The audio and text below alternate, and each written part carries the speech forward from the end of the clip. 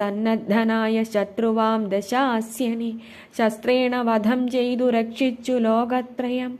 ഭക്തനാം വിഭീഷണൻ അഭിഷേകവും ചെയ്തു.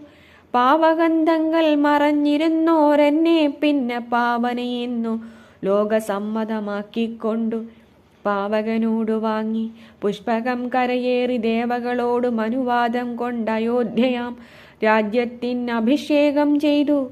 ദേവാദികളാൽ പൂജ്യനായിരുന്നരുളിടിനാൻ ജഗന്നാഥൻ.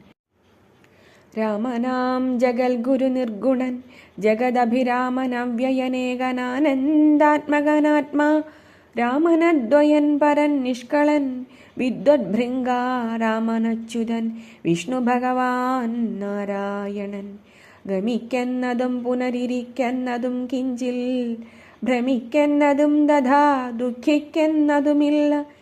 നിർവികാരാത്മാ തേജോമയനായി നിറഞ്ഞൊരു നിർവൃതനൊരു വസ്തു ചെയ്കയിൽ ഒരു നാളും.